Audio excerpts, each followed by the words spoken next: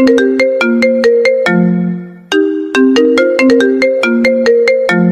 যে বন্ধুরা শুনছো, নতুন নতুন রোমান্টিক ভালোবাসার গল্প পেতে ও শুনতে চাইলে আমাদের সাগর অফিসিয়াল চ্যানেলটি সাবস্ক্রাইব করে বেল বাটনটি অন করে দিও।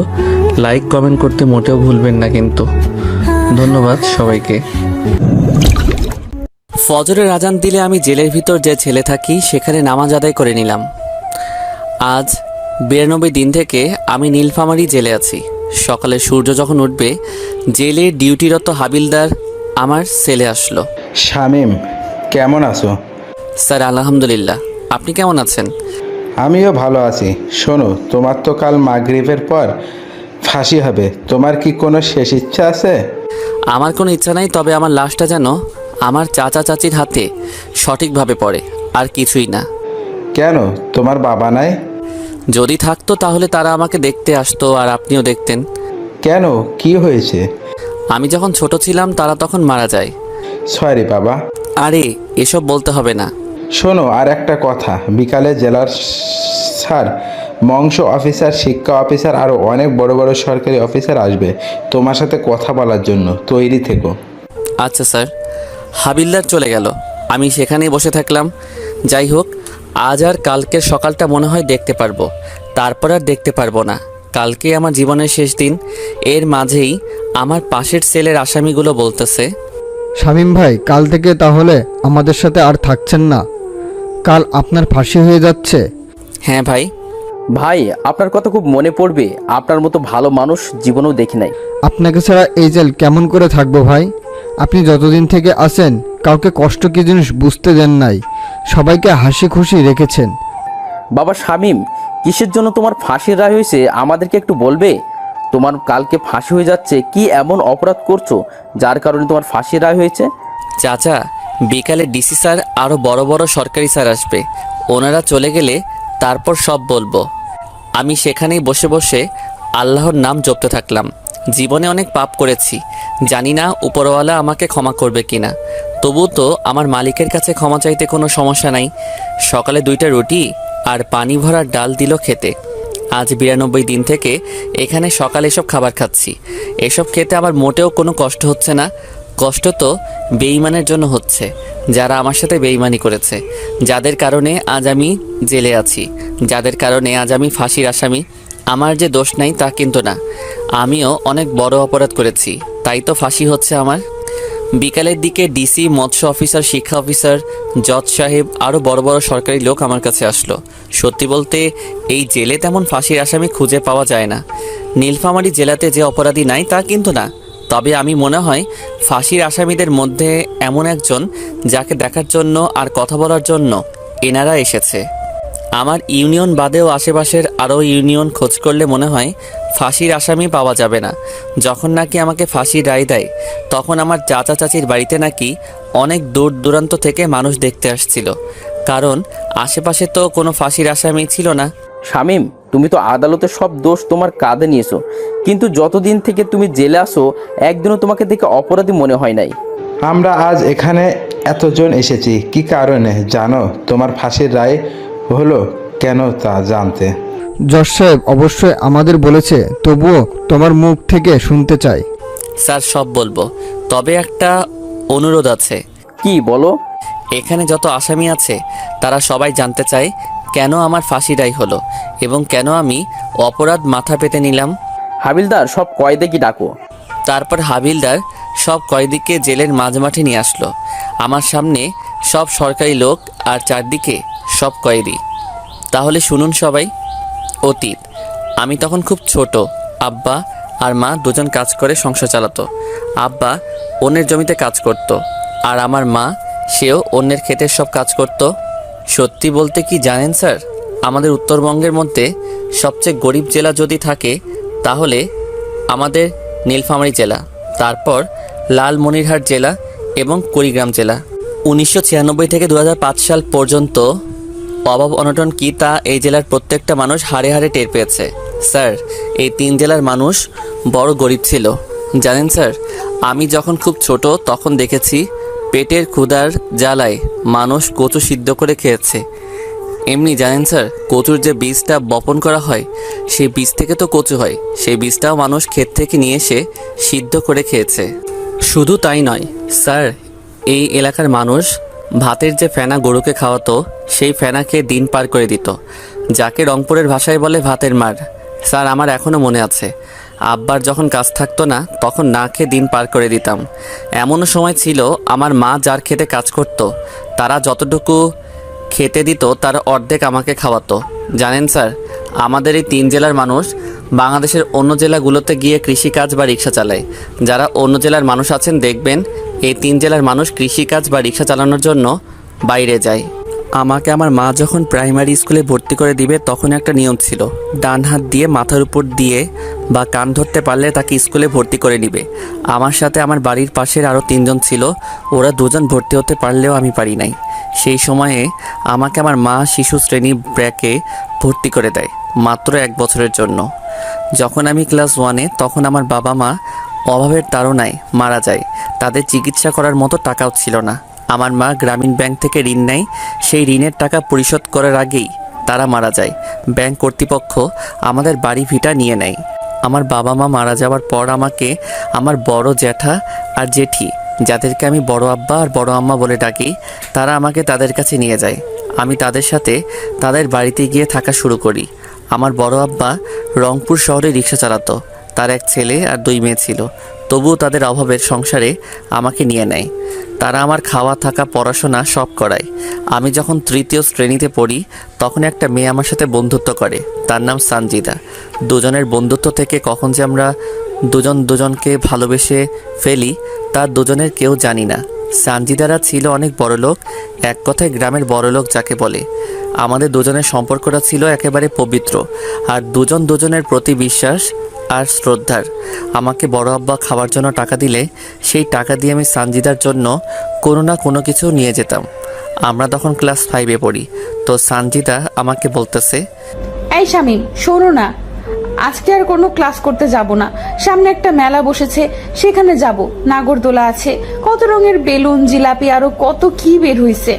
তুই কি যেতে চাস? আমার খুব ইচ্ছা, কিন্তু আব্বু যেতে দিতে চাইনি বলেই তোকে বললাম। তাহলে চল যাওয়া যাক। আমি সানজিদাকে নিয়ে মেলায় চলে গেলাম। সত্যি তো অনেক কিছুই আছে এখানে, আর কত মানুষ এসেছে। নাগরদোলার দিকে সানজিদা তাকিয়ে আছে। কিরে, তুই নাগরদোলায় উঠতে চাস? হ্যাঁ, কিন্তু আমার কাছে তো কোনো টাকা নাই। আমার কাছে 5 দিনের জমানো 10 টাকা আছে। এখানে নাগরদোলায় উঠতে তো 2 টাকা লাগবে। যাও তাহলে, তুমিও উঠো, আমি টাকা দিতেছি। সানজিদা গিয়ে নাগরদোলাতে উঠলো আর আমি নাগরদোলার মালিককে টাকা দিলাম। এভাবে সে 2বার নাগরদোলাতে উঠলো। সেখানে সানজিদা আমাকে চুরির দোকানে নিয়ে গেল, তাকে 5 টাকার চুরি কিনে দিলাম। তারপরে 1 টাকা দিয়ে তাকে একটা বেলুন কিনে দিলাম।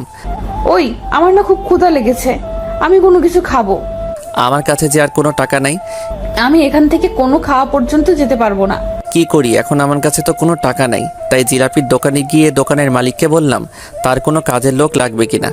দোকানদার বলল লাগবে। তখন তাকে বলল আমাকে কিছু জিলাপি আর সিঙ্গারা দিতে, তাহলে তার সব কাজ করে দিব। তখন দোকানদার জিলাপি আর সিঙ্গারা আমাকে দিল। আমি সানজিদাকে সেই দোকানে বসিয়ে সেগুলো খেতে দিলাম আর আমি কাজে লেগে পড়লাম। সানজিদার খাওয়া শেষ হলে মালিককে বলে সানজিদাকে এগিয়ে দিলাম কিছু দূর। সেখান থেকে আবারও দোকানে চলে আসলাম। এসে আবারও কাজে লেগে গেলাম। যতক্ষণ মেলা ছিল ততক্ষণ পর্যন্ত কাজ করেছি। কাজ শেষ হলে আমাকে 10 টাকা আর কিছু বেঁচে যাওয়া জিলাপি দিল মালিকটা। প্রায় রাত হয়েছে, তখন বাড়িতে গেলাম। গিয়ে দেখি বড় আব্বা আর বড় আম্মা আমার জন্য অপেক্ষা করতেছে। সব জায়গাতেই খোঁজ করলাম, তোকে পেলাম না। এলাকার ছেলেগুলোকেও জিজ্ঞাসা করলাম, কেউ কোনো কিছুই বলতে পারলো না। কোথায় ছিলি সারাদিন? ওই যে ওই পাড়ার বড় মাঠে মেলা বসেছে, সেখানে গিয়েছিলাম একটু। তোর হাতে এসব কি? বড় আম্মা জিলাপি। জিলাপি কেনার টাকা কোথায় পেলি তুই? তোর কাছে তো কোনো টাকাও নাই, তাহলে এসব কেমন করে পেলি? ওইখানে একটা জিলাপির দোকান ছিল, সেখানে নাকি কাজ করার কেউ ছিল না, তাই কাজ করে দিলাম। তার বিনিময়ে এই 10 টাকা আর এই জিলাপিগুলো দিছে। তোকে আমি কাজ করতে বলেছি নাকি? তোকে খাওয়াই না, টাকা দেই না, কাপড় দেই না? দেও তো। কিন্তু লোকটার কষ্ট সহ্য করতে না পেরে তো তার কাজ করে দিয়েছি। বাবা, আমার নিজের ছেলে মেয়ে তো পড়াশোনা করতেছে, তুই অন্তত পড়াশোনা কর। তোর বাপ মায়ের মতো কি মূর্খ থাকবি? তুইও সারা জীবন আমাদের মতো গরিব থাকবি? জীবনে বড় হতে হবে না? আর এমন করব না বড় আম্মা। যা টিউবওয়েলে গিয়ে গোসল করে আয়, একসাথে খাবো সবাই। আমি গিয়ে গোসল করে এসে সবার সাথে খেতে বসলাম। খাওয়া শেষ করে একটু পড়তে বসলাম। পড়া শেষ করে ঘুমিয়ে গেলাম। পরের দিন স্কুলে গিয়ে দেখি সানজিদা স্কুলে আসে নাই।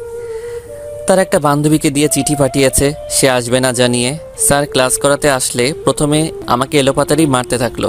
মারা শেষ করে বলতেছে, তুই সঞ্জিদাকে নিয়ে কেন মেলায় গিয়েছিলি? স্যার এমন ভুল আর করব না। জানিস কালকে সঞ্জিদার বাপ স্কুলে এসে সঞ্জিদাকে না পেয়ে আমাদেরকে কত কথা শুনিয়ে গেছে। তোকে কালকে পেলে তো মেরেই ফেলতো। আমি তো কোনো কিছু করি নাই স্যার। তুই কেন করিস না বলতেছি? সঞ্জিদার কাছ থেকে নাকি 100 টাকার নোট নিয়েছিস। আমি কোনো টাকা নেই নাই স্যার। আর আপনাকে কে বলেছে এসব কথা? সঞ্জিদা নিজেই বলেছে তুই নাকি জোর করে সঞ্জিদাকে মেলাতে নিয়ে গিয়ে নাগরদোলায় চুড়ি আর জিলেপি কিনে দেওয়ার নাম করে তার কাছ থেকে 100 টাকা নিয়েছিস। আমি আর কোনো কিছু বললাম না। আমার চুপ থাকা দেখে স্যার আমাকে আরও কয়েক ঘা বেত মারল। তারপর পুরা ক্লাস আমাকে কান ধরে এক পায়ের উপর দাঁড় করে রেখেছে। আমার তখন অনেক কষ্ট হচ্ছিল, তবে এটা ভেবে শান্তি পাচ্ছি যে সানজিদা কোনো মার খায়নি। স্যারের ক্লাস শেষ হলে ম্যাডাম আসলো। তিনিও আমাকে অনেকগুলো কথা শোনালো। যাওয়ার সময় তো তিনি আমাকে চোর বলে গেল। তো এভাবে আমাদের দিন যেতে থাকে। কেউ যদি স্কুলে না আসি তাহলে কাউকে দিয়ে চিঠি পাঠিয়ে দেই, অথবা কোথাও দেখা করতে চাইলেও কাউকে দিয়ে চিঠি পাঠিয়ে দিয়ে সেই জায়গায় গিয়ে দেখা করতাম। আমরা যখন 5-এর ফাইনাল পরীক্ষা দিব সেই সময় সানজিদা আমাকে বলে তাকে নাকি একটা নতুন জামা কিনে দেওয়া লাগবে। দেখেন আমি তখনও ছোট, কোনো কাজ কাম জানি না। এদিকে সানজিদাও চেয়েছে তাকে নতুন একটা জামা দেওয়া লাগবে পরীক্ষা উপলক্ষে। তাই বড় আব্বাকে বললাম আমি তো পরীক্ষা দিব, আমার কিছু টাকা লাগবে, নতুন কাপড় কিনবো। বড় আব্বাও আমাকে টাকা দিয়ে দিল। বড় আব্বার কাছ থেকে টাকা নিয়ে পরের দিন আমি সানজিদাকে নিয়ে কাপড়ের দোকানে গেলাম। সানজিদা ওর পছন্দ মতো একটা জামা নিল আর আমার কোনো কিছু নেওয়া হলো না। সেখান থেকে সানজিদাকে তার বাড়িতে পৌঁছে দিলাম। আমি বাড়ির আসার পর বড় আব্বা বলতেছে, কিরে শার্ট কই? আমি না টাকা হারিয়ে ফেলেছি, মিথ্যা বলে কাঁদতে লাগলাম। তার জন্য কান্না করা লাগবে নাকি? দরকার হলে আমি তোকে আবার নিয়ে দিব শার্ট। আমার আর কোনো কিছু লাগবে না বড় আব্বা। এইসব পুরাতন কাপড় পরে পরীক্ষা দিবি? ঈদে তো কিনে দিলে, পুরাতন হলো কেমন করে? আচ্ছা ঠিক আছে। তারপর শুরু হলো পরীক্ষা। সানজিদার সাথে প্রতিদিন তার বাবা মা ভাই বোন আসে, আর আমি একাই যাই একাই আসি। ভাগ্যক্রমে সানজিদার সিট আমার সিট একসাথে। প্রথম বাংলা পরীক্ষা ভালো করে দিলেও পরে ইংরেজি আর গণিত পরীক্ষার খাতায় সানজিদা কিছুই লিখতে পারে না। সানজিদা খাতা নিয়ে কান্না করতেছে, তাই আমি নিজে খেলা বাদ দিয়ে সানজিদার খাতায় লিখে দেই আর আমি পরে লিখি। এইভাবে প্রত্যেকটা পরীক্ষা আমরা এভাবে দেই। রেজাল্ট বের হলে সানজিদা ট্যালেন্ট পুলে বৃত্তি পায় আর আমি শুধু পাশ করি। সানজিদা বৃত্তি পাওয়াতে ওর বাবা পুরা গ্রামের মানুষকে মিষ্টিমুখ করায়। আমরা দুজন একসাথে এক উচ্চ মাধ্যমিক স্কুলে ভর্তি হই। দিন যত যেতে লাগে সানজিদা আর আমার ভালোবাসা দিন আরও বেশি হতে থাকে। এখন শুধু সানজিদা আমার কাছ থেকে কোনো কিছু নিলে সানজিদাও তার পরিবর্তে আমাকে কিছু না কিছু দেয়। হঠাৎ অষ্টম শ্রেণীতে সানজিদা আমাকে বলে তাকে নাকি একটা বোরকা লাগবে, সামনে তার জন্মদিন। তাই অষ্টম শ্রেণীতে থাকা অবস্থায় আমি টিউশন করা শুরু করি। ভাবতে পারেন সানজিদার বাবা এত টাকা পয়সা থাকা সত্ত্বেও আমার কাছে কেন চাই? সত্যি বলতে সানজিদা যদি নতুন কিছু তার জন্য কিনে তাহলে সেটা প্রথমে আমার দেওয়া নিবে, তারপর অন্য কারো। আর এটা দুজনের ভালোবাসার কারণ। অষ্টম শ্রেণী পর্যন্ত আমরা চিঠির মাধ্যমে প্রেম করেছি। আমি তখনও সানজিদাকে কখনো খারাপভাবে স্পর্শ করি নাই। আমরা দুজন অষ্টম শ্রেণী পর্যন্ত এই জায়গায় ওই জায়গায়, নদী, ধান ক্ষেত, সব জায়গায় ঘুরে বেরিয়েছি। অষ্টম শ্রেণীর পরীক্ষাতেও সানজিদা আর আমি একসাথে পাশাপাশি সিটে বসেছিলাম। সবগুলো পরীক্ষাতে সানজিদাকে আমি লিখে দিছি। সত্যি বলতে সানজিদা পড়াশোনায় একটু কাঁচা। সানজিদা অষ্টম শ্রেণীতেও বৃত্তি পায়। একসাথে আবারও আমরা বিজ্ঞান বিভাগে ভর্তি হই। আমাদের পড়াশোনা এবং প্রেম অনেক সুন্দর চলতে থাকে। তো দশম শ্রেণীর টেস্ট পরীক্ষার সময় সানজিদা আমাকে বলতেছে, শামিম, টেস্ট পরীক্ষা শেষ হলে তো তোর সাথে আর আমার দেখা বা কথা হবে না এই 2 মাস। আরে কথা তো চিঠিতে হবে। দেখ শামিম, ছোট মানুষের মতো কথা বলবি না। আর আমরা এখন আর ছোট নেই। আমি চাই দুজন ফোনে কথা বলবো, বুঝলি? কিন্তু আমার তো ফোন নাই। শোন, তুই আমাকে ফোন দিবি আর আমি তোকে নিয়ে দিব, বুঝলি? টাকাও তো নাই আমার কাছে, আর ফোন কিনতেও তো অনেক টাকা লাগে। আরে গাধা, আমাকে তুই বাটন ফোন কিনে দিবি, বুঝেছিস? যাদেরকে টিউশন করাস তাদের কাছ থেকে আগাম মাসের টাকা নিবি। আচ্ছা ঠিক আছে, চলো, বেল দিছে, ক্লাসে যেতে হবে, না হলে পরে গেলে খাতা দিবে না। দুজন পরীক্ষা দিলাম। আমি যাদের টিউশন করাই তাদেরকে বলে আগাম মাসের বেতন নিলাম। তারপর শেষ পরীক্ষার দিন আমি সানজিদার হাতে একটা ফোন তুলে দিলাম, আর সানজিদা আমাকে একটা ফোন দিল। তো ফাইনাল পরীক্ষার আগ অবধি আমরা দুজন শুধু ফোনে কথা বলেছি। এসএসসি ফাইনাল পরীক্ষার খাতাতেও আমি সানজিদাকে লিখে দিছি। রেজাল্ট বের হওয়ার আগ পর্যন্ত আমরা ফোনে নিয়মিত কথা চালিয়ে গেছি। পরীক্ষার আগে সানজিদা আমাকে একটা অনেক দামি ঘড়ি গিফট করে। রেজাল্ট বের হলে এবার সানজিদা A+ পায়, আমি কোনো রকম পাশ করি। শুধু ক্লাসে সবাই জানে সবচেয়ে ভালো ছাত্র আমি, কিন্তু আমি পরীক্ষার খাতায় কিছুই লিখতে পারি না। দুজনে বাড়ির পাশে যে কলেজ আছে সেখানে ভর্তি হলাম। এবার সানজিদা আমার সাথে ফোনে তেমন একটা কথা বলে না, সব সময় পড়া নিয়ে ব্যস্ত থাকে, কারণ তাকে মেডিকেলে চান্স পেতে হবে, তাই এমন পড়াশোনা। তবে আমাদের প্রেমে কেউ ঢোকেনি, আর আমাদের পরিবারও জানে না। ফোনেও মাঝে মাঝে কথা হয় আমাদের। কলেজের ফার্স্ট ইয়ারে থাকা অবস্থায় সানজিদার বড় আপুর বিয়ে হয়। সানজিদা সবাইকে দাওয়াত করলেও আমাকে দাওয়াত করে না। এতে অবশ্য আমি মোটেও মন খারাপ করিনি। বিয়ে হয়ে যাওয়ার পর সানজিদা আবারও কলেজে আসা শুরু করে দেয়। সব বন্ধু বান্ধবী বলা শুরু করে বিয়ে বাড়িতে নাকি সানজিদা তার বোনের দেবরের সাথে উড়াধুরা নৃত্য করেছে। এই, তোর সাথে কথা আছে। বল, কি বলবি? তুই আর আমি কি এখনো সেই ছোট আছি? না, কিন্তু কেন? এখন থেকে তুই আমাকে আর আমি তোকে তুমি করে বলবো। ঠিক আছে, তো সেদিনের পর থেকে দুজন দুজনকে তুমি বলি। সানজিদার সাথে আমার ভালোবাসার সম্পর্ক হওয়ার পর থেকে তার কাছ থেকে বাবা মায়ের ভালোবাসা পেয়েছি, তাই তো আমার আব্বার আর মায়ের কথা তেমন মনে পড়ে না। শামিম, আমাকে একটা স্মার্টফোন কিনে দাও না। কত টাকা দাম? এই তো 8,000 টাকা দাম। এত টাকা? এইরকম করে আসছো কেন, কি হলো? এত টাকা তো আমার কাছে নাই। কত আছে? 5,000 টাকা। শোনো, তোমাকে একটা কথা বলি, বিয়ের পর তো তুমি আর আমি তোমার বড় আব্বার বাড়িতে থাকবো না, তাই এখন থেকে টাকা জোগাড় করা শুরু করো। জমি কিনো, তারপর বাড়ি করো, আর নিজের পায়ে দাঁড়াও। সেটা না হয় বুঝলাম, কিন্তু করব কি আমি? শোনো, এখান থেকে টিউশনি করার পাশাপাশি অটো চালাবে, আর যা টাকা জোগাড় করবে আমাকে দিবে, আর আমি সেই টাকা জমিয়ে রাখবো। যখন বেশি টাকা হবে তখন তোমাকে একটা জমি কিনে দেব।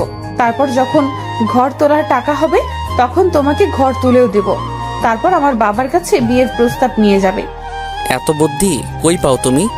কাল থেকে আর কলেজে আসা লাগবে না, বাড়িতে শুধু পড়বে আর অটো চালাবে, বুঝলে? তারপর সানজিদার কথা মতো তাই শুরু করে দিলাম, কারণ সানজিদা কখনো আমার খারাপ চায়নি। সানজিদা আমার বিপদে সবসময় পাশে ছিল। হ্যাঁ, তার একটা সমস্যা আছে, সেটা বুঝতে পেরেছেন। ভালোবাসে বলেই তো আমার কাছে কোনো না কোনো কিছু চাই। আমি টিউশনি করার পাশাপাশি অটো চালানো শুরু করে দিলাম। আমার টাকা দিয়ে সানজিদা একটা স্মার্টফোন নিল। একদিন সানজিদা ফোন করে বলল আমার অটো নাকি লাগবে, সকালে ওদের বাড়ি যেতে বলল। আমি পরের দিন সকালে ওদের বাড়ির সামনে গেলাম। কিছুক্ষণ পর সানজিদা বোরকা পরে ওর আপুসহ বের হলো। তারপর ওদেরকে নামিয়ে দিয়ে চলে আসলাম। এই এক সপ্তাহে সানজিদা আমাকে একবারও ফোন দেয় নাই। এমনি কি আমি ফোন মেসেজ দিলেও সে ধরেনি। এমনকি আমি ফোন মেসেজ দিলেও সে ধরেনি। হয়তোবা নতুন জায়গায় নতুন মানুষ, তাদের সামনে কথা বলতে লজ্জা পাই, তাই হবে হয়তোবা। এক সপ্তাহ পর সানজিদা আবারও কলেজে আসা শুরু করে, আর আমার সাথেও তেমন একটা কথা বলে না। আমাকে দেখলে কেমন যেন এড়িয়ে চলে, আর ঠিকমতো কথাও বলতে চায় না। সানজিদা, তোমার কি কোনো কারণে কোনো সমস্যা হয়েছে? হ্যাঁ। কি সমস্যা বলো? বাড়িতে তোমার আর আমার বিষয়টা সবাই জেনে গেছে, তাই তোমার সাথে ঠিকমতো কথা বলি না, এড়িয়ে চলি। তাহলে এখন উপায়? তুমি আর কলেজে এসো না, আমাদের ফোনে কথা হবে, আর যা করতে বলেছি সেগুলো করবে, বুঝলে? ঠিক আছে।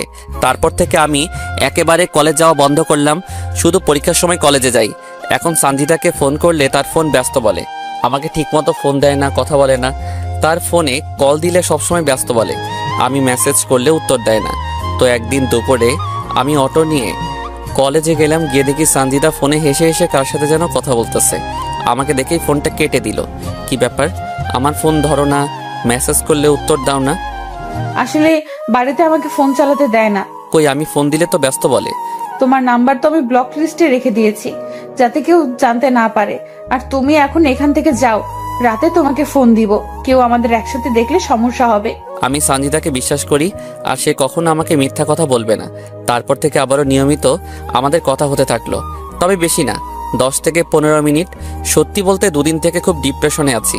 যদি বেঁচে থাকি আর মন মানসিকতা ভালো থাকে তাহলে ইনশাল্লাহ কালকেও পর্ব দিব।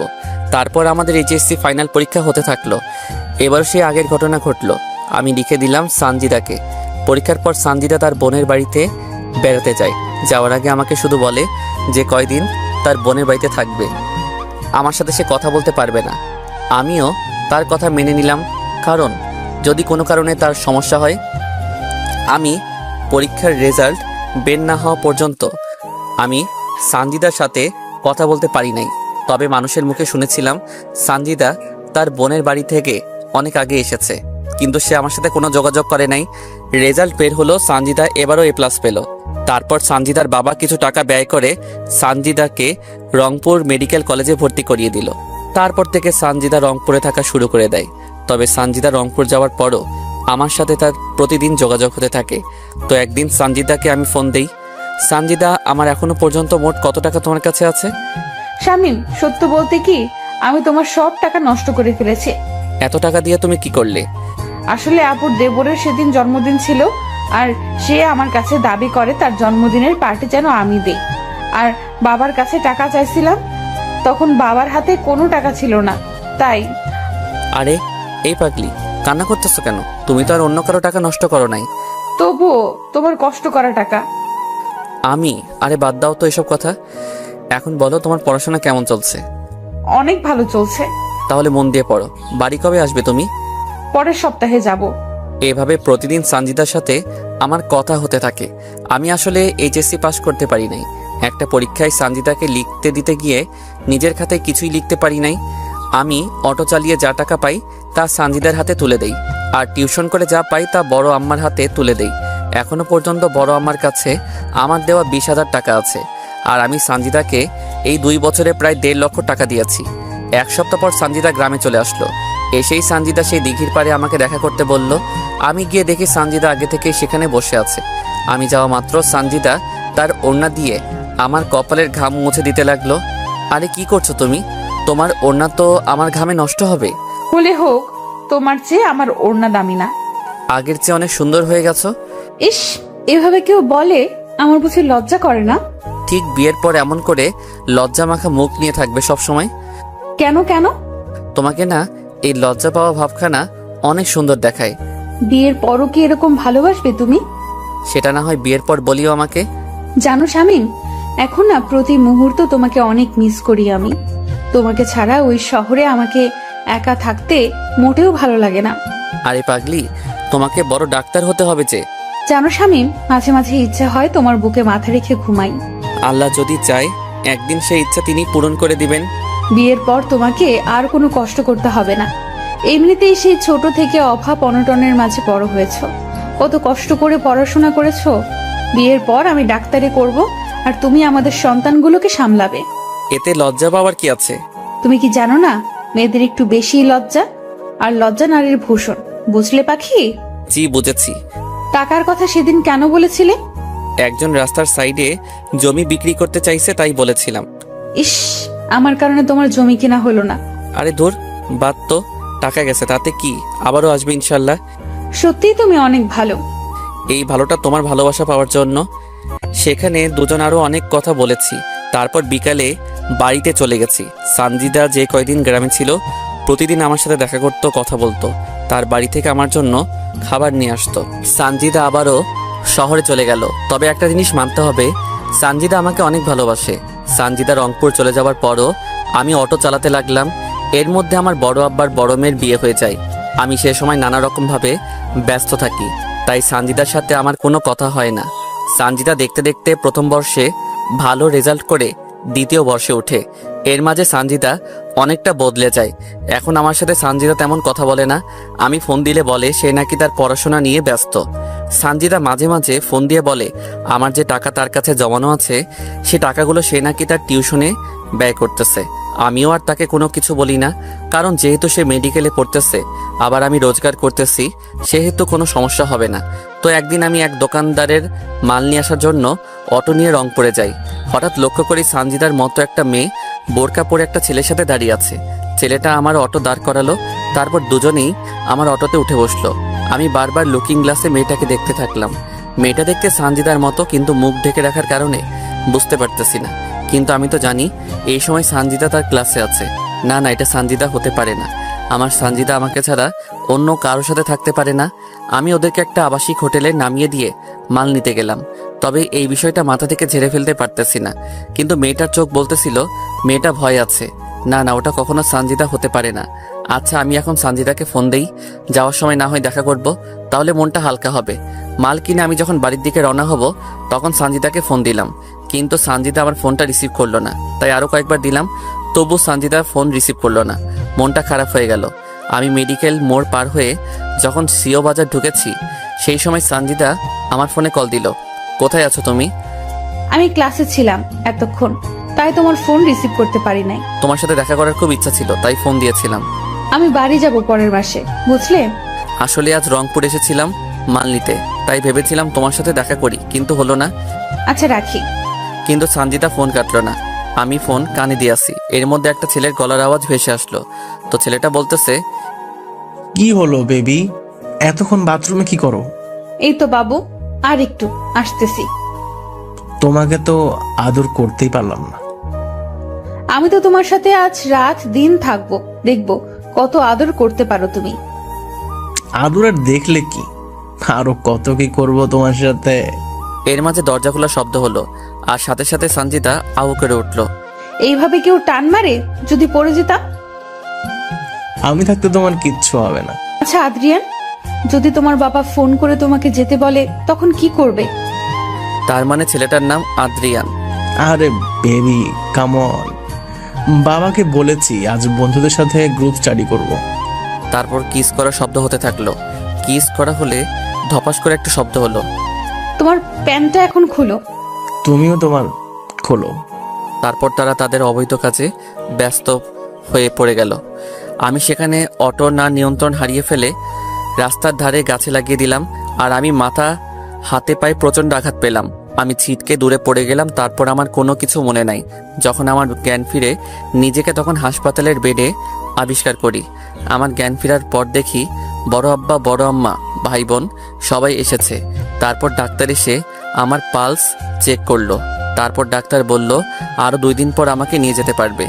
বাবা, তোর কি করে এমন ঘটনা ঘটলো? সাথে সাথে আমার সানজিদার কথা মনে পড়ে গেল। আমার চোখ নিয়ে তখন পানি ঝরতে থাকলো। কিরে বাবা, বল কেমন করে হলো? না মানে হঠাৎ করে মাথাটা ঘুরতেছিল, তাই আর কি। দিন রাতে এত পরিশ্রম কার জন্য করিস? আমরা কি একজনও তোকে বলেছি তুই রোজগার কর? তবুও ভবিষ্যতের জন্য তো কিছু করতে হবে নাকি? ভবিষ্যতে দেখা যাবে। তুই কেন এত কাজ নিয়ে পড়ে থাকিস? তুই এত টাকা কার জন্য কামাই করিস? সারাদিন অটো চালাস, রাতে মানুষের বাচ্চাকে পড়াস, অনেক রাত পর্যন্ত জেগে থাকিস। কেন এত কষ্ট করিস তুই? থাক, ও এখন অসুস্থ, ওকে এখন এসব বলার দরকার নেই। আগে সুস্থ হোক, তারপর সব আলোচনা করা যাবে। তারপর তারা চলে গেল। আমি সেখানে আরও 2 দিন ছিলাম। এই 2 দিনে একবারও আমার কোনো খবর নেয়নি সানজিদা। আমি তো তাকে নিজের চেয়ে বেশি ভালোবাসতাম, নিজের থেকে তাকে বেশি বিশ্বাস করতাম। সানজিদা যা বলেছে আমি তো তাই করেছি। তার জন্য তো আজ আমি এমন কষ্ট করতেছি। তাকে নিয়ে তো ঘর বাঁধার স্বপ্ন দেখেছিলাম। কেন এমন করলে তুমি আমার সাথে সানজিদা? আমি বাড়িতে যেহেতু বিছানায় শোয়া অবস্থায় আছি, তাই মোবাইলটা নিলাম। মোবাইল নিয়ে সানজিদা আর আমার ফোনের কথাগুলো শুনতে থাকলাম। শুনতে শুনতে সেদিনের রেকর্ডিংটা চালু হলো। প্রথমে শুনতে না চাইলেও পরে আবারও শুনলাম। শেষের দিকে যখন শুনবো তখন এমন কিছু শুনলাম যা শুনে আমার মরে যাবার ইচ্ছা হচ্ছিল। বেবি, কালকে আমার 20,000 টাকা লাগবে। বাবু, সেদিনই না তোমাকে 10,000 টাকা দিলাম। আহ বেবি, বোঝো না কেন? কত বন্ধু আমার, তাদেরকে তোমায় নিয়ে কতগুলো ট্রিট দিতে হয়। তোমাকে কতটা ভালোবাসি তার প্রমাণ তো ওদেরকে দিতে হবে, তাই না? আমার কাছে ওই যে বলেছিলাম আমাদের বাসার যে ড্রাইভার শামীম আছে তার টাকা জমা আছে। আরে সমস্যা নাই, সেই টাকাগুলোই দিও আমাকে, পরে তাকে দিয়ে দিও। তুমি আর আমি তো আছি। এই হোটেল ভাড়াটাও তো আমি দিলাম। আমার কাছে টাকা নাই দেখে খোটা দাও তুমি? এসব কি বলো তুমি? খোটা কেন দিব তোমাকে? তা নয় তো কি? খোটা দিলে নিশ্চয়ই এই নিয়ে 17 বার তোমার সাথে হোটেলের রুম ডেট করতে আসতাম না। তুমি তো আমাকে অনেক ভালোবাসো, তাই তো আমি যা বলি তাতেই রাজি হয়ে যাও। তুমি কি আমাকে ভালোবাসো না? শুধু তোমাকে না, তোমার শরীর, দেহ আর তোমার এটা ওটা এইটা এগুলো সবকে ভালোবাসি বেবি। তাই তো তোমাকে সবসময় আদর করতে ইচ্ছা করে। জানি বাবু, তাই তো সব সময় দুষ্টুমি করতে চাও তুমি। তুমি কিন্তু দিন দিন খুব দুষ্টু হয়ে গেছো। আমার যেখানে সেখানে দাঁত বসিয়ে দাও। আমি আর শুনতে পারলাম না এমন সব নোংরা কথা তারা বলতেছিল। তার মানে আমি অ্যাক্সিডেন্ট করার পরও ফোন কাটে নাই সানজিদা। সানজিদা এতটা খারাপ হলো কেমন করে? সানজিদা তো এমন ছিল না। ভালোবাসলে যে এত কষ্ট পেতে হয় তা তো জানতাম না। কেন আমার সাথে বেইমানি করলো সানজিদা? আমার তো কোনো স্বার্থ ছিল না। তাকে আপন করে পাওয়ার জন্য কত কি নাই করতেছি। সে তো আমার সুখ দুঃখের সাথী ছিল। তার ভালোবাসা পেত, আমার আব্বা মায়ের ভালোবাসার কথা ভুলে গেছিলাম। তাকে আপন করে পেতে তো আমি তার জন্য অনেক কিছু করেছি, অনেক কিছু সহ্য করেছি। সে কেন এসব কাজে লিপ্ত হলো? সে কেন আমার সাথে এরকম করলো? প্রায় 20 দিনের মতো আমার সুস্থ হতে লাগলো। প্রায় মাসখানেক পর সানজিদা তার কিছু বান্ধবীকে নিয়ে তাদের বাড়িতে এলো। তারা যখন গ্রাম ঘুরতে বের হলো তখন আমি সানজিদার সাথে কথা বলার জন্য তাদের কাছে গেলাম। আমি প্রায় তখন সানজিদার কাছে গেলাম, তখন শুনতে পেলাম, আচ্ছা সঞ্জিতা, তুই আদ্রিয়ান ভাইয়াকে কেন ভালোবাসা শুরু করে দিলি? আরে আদ্রিয়ানের বাবা একজন বড় ডাক্তার, আবার তার নিজের একটা ক্লিনিক আছে। তাই বলে শামীমের ভালোবাসা ভুলে যাবে? শামীমের কি আছে? শামীম আমাকে কি দিতে পারবে? আর আদ্রিয়ানের বাবার অনেক টাকা আছে আর ক্লিনিক আছে। আর আমার আদ্রিয়ানকে চাই, তাহলে সারা জীবন পায়ের উপর পা তুলে খেতে পারবো আর ডাক্তারও হব। আমার জানা মতে আদ্রিয়ান ভাইয়া তোকে ভালোবাসে না, আর আদ্রিয়ান ছেলে হিসাবেও ভালো না। আদ্রিয়ানকে তোদের চেয়ে আমি ভালো করে চিনি। আর আদ্রিয়ানকে দেখেছিস? সে কত হ্যান্ডসাম, কত স্মার্ট। আর শামীমের কি আছে? না চেহারা আছে, না আছে বাড়ি, না আছে গাড়ি, না আছে টাকা। শামীমের কোনো না থাকলেও তার টাকা দিয়ে চলতেছিস তুই। আর আদ্রিয়ান, একদিন দেখবি আদ্রিয়ান তোকে ছুঁড়ে ফেলে দেবে, তোর সব শেষ করে দিবে, রাস্তায় নেমে দেবে। একটা কথা বলতো, এই পর্যন্ত কি আদ্রিয়ান তোর জন্য কোনো টাকা ব্যয় করেছে? না। তোর যেদিন টাকা শেষ হবে তোকেও ছেড়ে দে, আর একজনকে সে ধরবে। চুপ কর তো, বেশি বলিস তুই। শোন, আমাকে আর এসব বলবি না। তাহলে শামীম? শামীমকে চিনি না, আর তাকে ভালোবাসা যায় না, কাজের ছেলে বানানো যায়। আমি সানজিদার এমন কথা শুনে তার কাছে আর গেলাম না। সেখান থেকে বাড়ি চলে আসলাম। কিন্তু সানজিদার কথা ভুলতে পারলাম না। তাকে তো অনেক ভালোবাসি, তাকে তো অনেক বিশ্বাস করতাম। আমাকে যদি ভালো নাই বা বাসতে তাহলে তো আমাকে আগে বলতে পারতো, সানজিদা আজ টাকা গাড়ি বাড়ি নাই দেখে আমাকে নিয়ে তুমি খেললে। আজ আমাকে তোমার বাড়ির কাজের লোক বলতে পারলে। আজ আমাকে ছেড়ে আর একজনের বুকে মাথা রেখে রাত কাটাও। আমি তোমাকে তো কোনোদিনও তোমার অনুমতি ছাড়া তোমার হাতটাও ধরি নাই। আর তুমি কিনা আজ অন্যের কাছে নিজেকে বিলিয়ে দিলে। আজ আমার সমস্ত কষ্টের টাকা তুমি আনন্দ ফুর্তি করে শেষ করে দিলে। একবারও কি আমার কথা মনে পড়ে নাই? একবারও কি আমার কষ্টটা তোমার চোখে ভেসে উঠলো না? কি করে পারলে আমার জীবন নিয়ে খেলা করতে? কি করে পারলে আমার পবিত্র ভালোবাসা এভাবে শেষ করে দিতে? আমি আবারও অটো চালানো শুরু করে দিলাম। এখন আর আমি সানজিদাকে ফোন করি না, তার কাছে টাকা জমা রাখি না। আমার পরিশ্রমের টাকা আমার বড় আমার হাতে দেই। তিনি এখন আমার টাকা জমিয়ে রাখতেছে। সানজিদাকে ভুলে থাকার জন্য সব সময় ব্যস্ত থাকি, কিন্তু তাকে ভুলতে পারি না। কেন জানি মনটা বারবার তাকে দেখতে চাই, ভালোবাসা পেতে চাই। আমার যে তাকে ছাড়া চলতেছে না, আমার যে সানজিদাকে লাগবেই। শত চেষ্টার পরও সানজিদাকে ভুলতে পারলাম না। প্রতিনিয়ত সানজিদার কথা মনে পড়ে। সত্যি বলতে সেই স্কুল জীবন থেকে কলেজ জীবন পর্যন্ত তার সাথে ছিলাম, তার কাছ থেকে ভালোবাসা শিখেছি। এই সানজিদার সাথে সব জায়গাতে ঘুরে বেরিয়েছি। সানজিদা যখন তার ওড়না দিয়ে আমার শরীরের ঘাম মুছে দিত তখন পৃথিবীর সৃষ্ট সুখী মনে হয়েছিল নিজেকে। যখন নিজ হাতে খাইয়ে দিত মনে হতো যেন আমাকে অমৃত খাইয়ে দিতেছে। আমার বিপদে সবসময় তো পাশে ছিল, আমার কষ্ট তো সহ্য করতে পারতো না। না, আমার সানজিদা আমার সাথে কোনো অন্যায় করতে পারে না। আর যদি সে সত্যি সত্যি অন্যায় কাজ করেও থাকে, তবুও সব ভুলে গিয়ে তার সাথে নতুন করে সব শুরু করব। আমাকে এই দুনিয়াতে তো সানজিদা অনেক ভালোবাসে। আমার মন বলতেছে সানজিদা ঠিক আমার কাছে ফিরে আসবে। মানুষ তো জীবনে অনেক অন্যায় করে, অনেক ভুল করে, না হয় সানজিদাও করেছে। এইভাবে অনেক দিন চলে যায়, যা গণনার বাইরে। তবুও সানজিদা বাড়িতে আর আসে না। আর আমি সানজিদাকে ফোন দিলেও সানজিদা ফোন ধরে না। আমি তবুও আশা ছেড়ে দেই না, আমার শুধু তাকে লাগবে। সানজিদার সাথে আমার আর কোনো দেখা কথা বলা হয় না প্রায় 6 মাস। আমি তার আশাতে প্রতিনিয়ত থাকি। মন বলে সে আসবে, পরক্ষণে মন আবার বলে সে তো এখন অন্য কারো, তাহলে আমার কাছে আসবে কেন? মনে ভাবনা ছিল প্রেম মহান, কিন্তু সানজিদা শিখিয়ে দিল টাকা প্রধান। হয়তো আজ আমার কোনো কিছু নাই, আমি এতিম, তাই হয়তো সে আমার থেকে চলে গিয়ে অন্য কারো হাত ধরেছে। মনে ভাবনা ছিল একই বৃন্তে হব 2টি ফুল, কিন্তু সে আজ অন্য কারো। শত চেষ্টা করেও সানজিদাকে আমি ভুলতে পারি নাই। প্রতিদিন তার চিন্তা, তার কথা মাথায় ঘুরপাক খায়। চাইলেও কি তাকে ভুলে থাকা যায়? তাকে তো আমি অনেক বেশি ভালোবাসি। হয়তো সে অন্য কারো বুকে তার ভালোবাসা খুঁজে। তো প্রায় 8 মাস যাওয়ার পর হঠাৎ একদিন সানজিদা আমাকে ফোন দিল। আমি তো ফোনে সানজিদার নাম দেখে অবাক। আমি ভাবতে পারিনি সানজিদা আমাকে ফোন দিবে। আমি তড়িঘড়ি করে ফোন রিসিভ করলাম। ফোন রিসিভ করা মাত্র সানজিদা কান্না করতেছে। কেমন আছো তুমি? এইভাবে কান্না করতেছো কেন? আমার সব শেষ হয়ে গেছে শামীম। আজ আমি বড্ড একা হয়ে গেছি। আজ নিজেকে খুব একা লাগছে। আজ আমার পাশে কেউ নাই। কি হয়েছে বলবে তো আমাকে, নাকি? না বললে বুঝবো কি করে? তোমার কি টাকা লাগবে? আমার কোনো টাকা পয়সা লাগবে না, আমার শুধু তোমাকে লাগবে। আমি তোমার বুকে মাথা রাখতে চাই। আরে এভাবে কান্না করতেছো কেন? কি হয়েছে আমাকে তো বলবে নাকি? তুমি আজ বিকেলে ভিন্ন জগতে আমার সাথে দেখা করো। তোমার সাথে আমার আজ অনেক না বলা কথা আছে, সেগুলো তোমাকে আমি বলবো। ঠিক আছে, আমি সময় মতো চলে যাব। আমি কিছুই বুঝলাম না সানজিদার কথার মানে সে আমাকে কি বলতে চাচ্ছে। তবুও এতদিন পর যেহেতু ফোন করেছে, আবার দেখা করতে বলতেছে, আমাকে তো অবশ্যই যেতে হবে তার কাছে। হোক না সে আমাকে ভালো না বাসে, কিন্তু আমি তো তাকে ভালোবাসি। আমি সানজিদার কথা মতো ভিন্ন জগতে চলে গেলাম।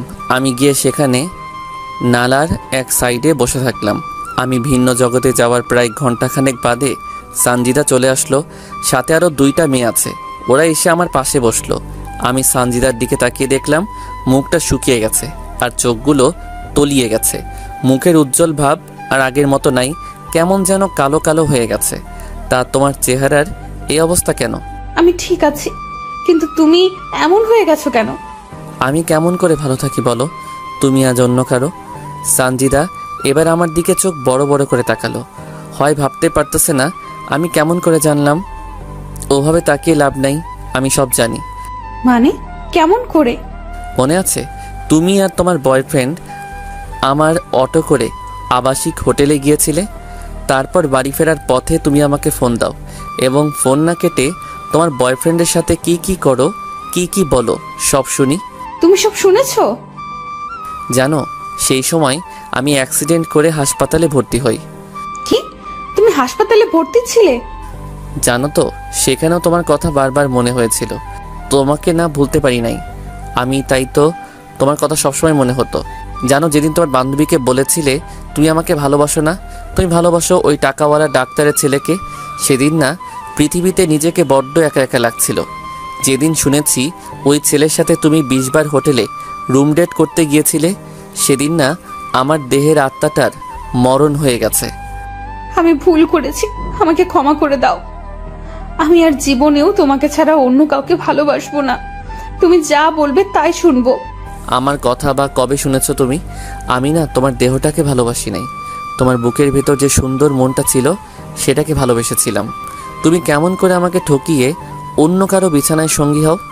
একবারও কি এই এতিম অসহায় ছেলেটার কথা মনে পড়ে নাই? তোমার ভালোবাসা পেয়ে তো আমার নিজের মরা বাবা মাকে ভুলে গিয়েছিলাম। তোমার সাথে ঘর বাঁধবো বলে তো নিজের পড়াশোনার ক্যারিয়ার নষ্ট করে তোমার কথা মতো পরিশ্রম করা শুরু করে দিলাম। হাজারো স্বপ্ন দেখিয়েছো, কিন্তু সব কিছু নিমিষে শেষ করে দিয়েছো তুমি। আবারও নতুন করে আমরা স্বপ্ন দেখব, আবারও নতুন করে বাঁচতে শিখবো আমরা। যেখানে আমার ভালোবাসার আত্মাটা মরে গেছে সেখানে আবার নতুন করে স্বপ্ন দেখব, তা কি করে হয়? আমি তো সব দোষ করেছি, আমি তো সব ভুল করেছি। তুমি তো কোনো দোষ করো নাই, তুমি তো কোনো ভুল করো নাই, তাহলে কেন তোমার আত্মা মরে যাবে? যেখানে আপনজন অন্য কাউকে পেয়ে আমাকে ভুলে যায়, অন্য কারো ভালোবাসা পেয়ে আর একজন ঠকায়, সেখানে কেমন করে বেঁচে থাকি? একটাবারও কি খবর নিয়েছো বেঁচে আছি নাকি মরে গেছি? একবারও কি জানতে চাইছো আমার মন কি চাই, কি বলে? তোমার কোন ইচ্ছাটা পূরণ করি নাই? তোমার জন্য তো নিজেকে শেষ করে দিয়েছি। সব জানি, আমি নিজের স্বার্থের জন্য তোমাকে ব্যবহার করেছি। হ্যাঁ, তোমাকে ধোঁকা দিয়েছি। হ্যাঁ, তোমার কোনো খবর নেই নাই। হ্যাঁ, তোমাকে অবহেলা করেছি। প্লিজ আমাকে ফিরিয়ে দিও না, এবার না সত্যি সত্যি আমি মরে যাব। তোমাকে খুব চাই, তাই বলে তোমাকে আমার জীবনে দ্বিতীয় কোনো সুযোগ দিতে চাই না। তুমি তোমার বয়ফ্রেন্ডের কাছে চলে যাও। তখন সঞ্জিতার বান্ধবী আমাকে বলতেছে, ভাইয়া, যে ছেলেটার জন্য সঞ্জিতা আপনাকে ছেড়ে গিয়েছিল, আজ সেই ছেলেটা সঞ্জিতাকে ভুলে গিয়ে নতুন কারোর সাথে সম্পর্ক শুরু করেছে। আমি বার কি করতে পারি? ভাইয়া, সঞ্জিতা 2বার সুইসাইড করতে চাইছিল, কিন্তু আমরা থাকাই এই যাত্রায় বেঁচে যায়। ভাইয়া, আপনি তো সঞ্জিতার দেহ চান না, তার তো মন চান, তাহলে কেন তাকে গ্রহণ করতে পারতেছেন না? আমার সাথে যে সে আবার বেইমানি করবে না কি গ্যারান্টি আছে? আমাকে যে আবার ধোকা দিবে না তার কি নিশ্চয়তা আছে? আমাকে আবারও অবহেলা করবে না তার কি কোনো নিশ্চয়তা দিতে পারবেন? সাথে সাথে সঞ্জিতা আমার পায়ে লুটিয়ে পড়ল। তোমাকে ছুঁয়ে কথা দিতেছি, তোমাকে ছাড়া আর কাউকে ভালোবাসবো না। তোমাকে আমি অনেক ভালোবাসা দিব। তুমি আর আমাকে কি ভালোবাসা দিবে? দিন রাত তো তুমি ব্যস্ত থাকো, আর আমাকে বাসবে ভালো তুমি? শেষবারের মতো একটা সুযোগ দাও তুমি আমাকে, আমি আর তোমাকে অবহেলা করব না, তোমাকে শুধু ভালোবাসবো। ভাইয়া, আমরা আছি। সঞ্জিতা যা বলতেছে সব সত্য বলতেছে।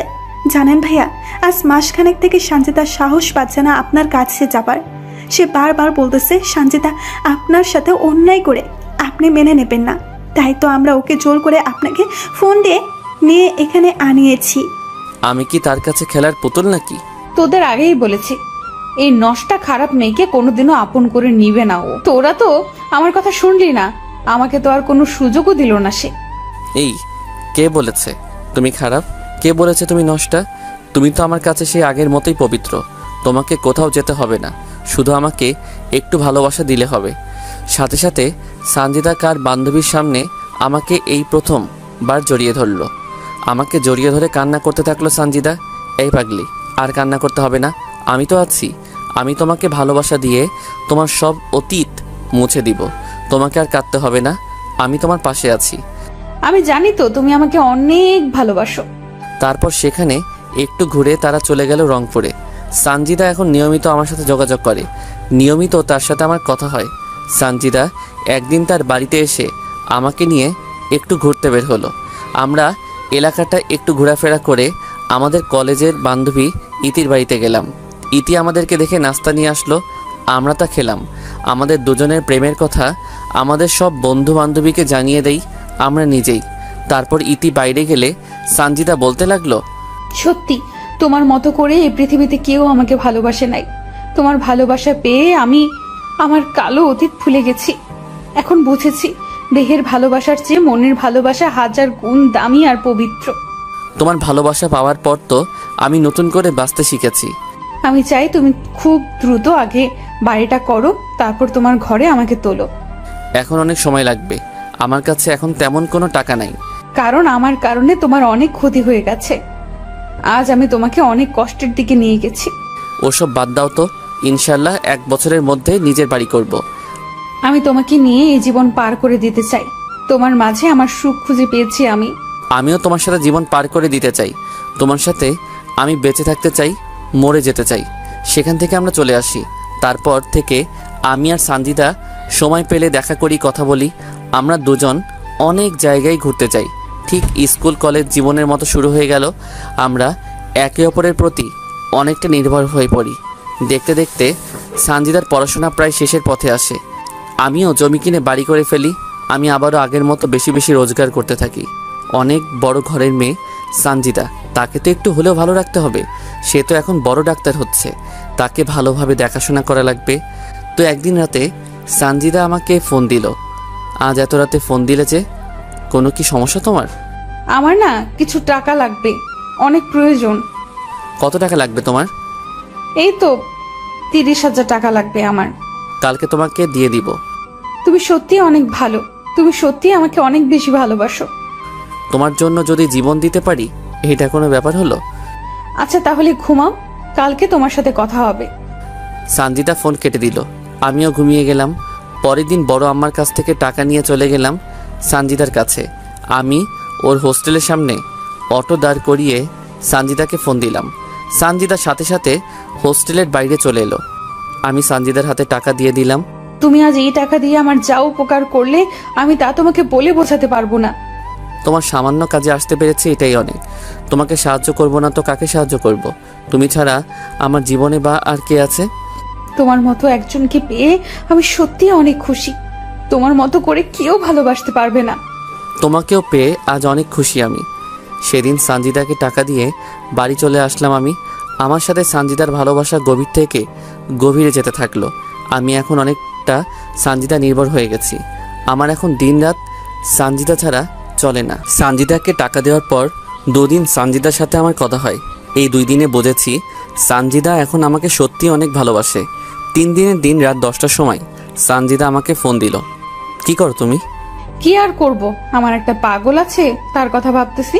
শুনি, সে পাগলটাকে? ফোনের ওপারে যে আমার সাথে কথা বলতেছে সেই পাগলটা। পাগল তো তোমারই আমি, তাই না? নতুন করে কি বলা লাগে? আচ্ছা, রাতে খেয়েছো তুমি? মাত্র খেয়ে আমার পাগলটাকে ফোন দিলাম। আচ্ছা তুমি খেয়েছো? একটু পরে খাবো। কেন কেন? এই আসলাম সবে, গোসল করে খাওয়া করব। এখন এত কষ্ট করতেছো কেন তুমি? তোমার এখন নিজের বাড়ি আছে, আর কি চিন্তা করা লাগে? এত কাজ করলে কি হবে বলো? বারে, তোমার আমার ভবিষ্যতের জন্য কিছু জমাতে হবে না? আর তাছাড়া তোমার তো এমনিতেই মাঝে মাঝে টাকা লাগে, তখন কি করে দিব? আর বেশি দিন তোমাকে জ্বালাবো না, আর তোমাকে কষ্ট দেব না। আর মাত্র কয়েকটা মাস চলে গেলে আমি পুরো দমে একজন ডাক্তার হব। তখন আর তোমার কাছ থেকে টাকা নেব না, তোমাকে কোনো কাজও করতে দিব না। কাজ না করলে কি করব আমি? তুমি শুধু আমাকে ভালোবাসবে আর আমার সাথে থাকবে, বুঝলে? আমি একাই কি ভালোবেসে যাব? তুমি আমাকে ভালোবাসবে না? তোমার কি এই বিষয়ে কোনো সন্দেহ আছে? নিজের থেকেও বেশি বিশ্বাস করি তোমাকে, আর সন্দেহ করব তোমাকে আমি? আমি জানি আমার পাগলটা আমাকে অনেক ভালোবাসবে আর বিশ্বাস করবে। তুমিও তো আমার থেকে আমাকে কম ভালোবাসো না। সানজিদার সাথে আরো নানা রকম বিষয় নিয়ে আমার কথা হলো। শেষে সানজিদা আমাকে বলল, এই শোনো, কালকে আমাদের ব্যাচের ছেলেমেয়েরা কক্সবাজার যাব। কেন যাবে হঠাৎ? মেডিকেলের কিছু প্র্যাকটিক্যাল আছে, সেই বিষয়ের জন্য। আরে বাবা, পড়াশোনার জন্য যাবে, আমাকে কি সেটা বলা লাগে? না মানে না মানে কি বলো? টাকা লাগবে? সেদিনে তো টাকা দিলে, টাকা লাগবে না। তাহলে? আসলে আমরা 5 দিনের জন্য সেখানে যাচ্ছি, আর 5 দিন তোমার সাথে কোনো কথা বলতে পারবো না, তাই। আরে দূর, এটা কোনো ব্যাপার হলো? তোমার পড়াশোনা আগে, তারপর আমি।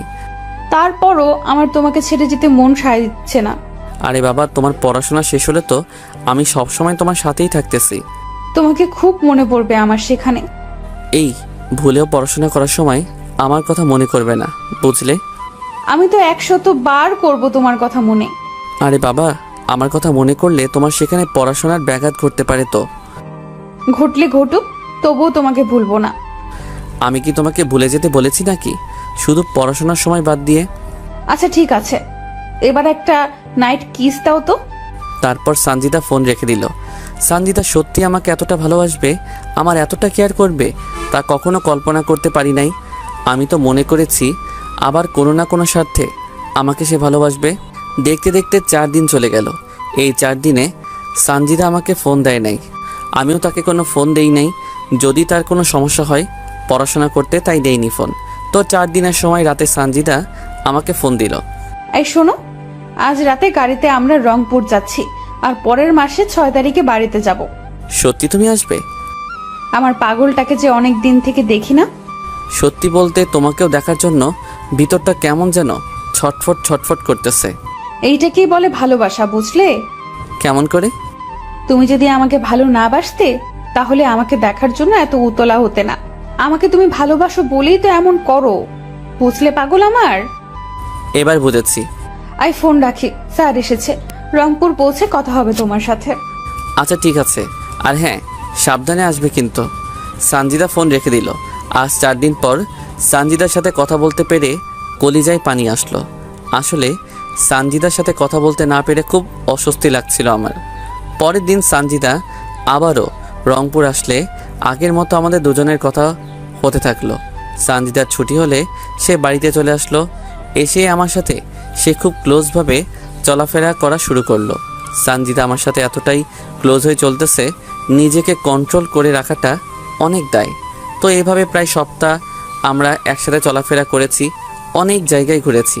বিশেষ করে ছোটোবেলায় যে জায়গাগুলোতে আমরা বেশি যেতাম সেই জায়গাগুলো সানজিদা আমার এত কেয়ার করে যে মনে হয় সে আমার বিয়ে করা বউ।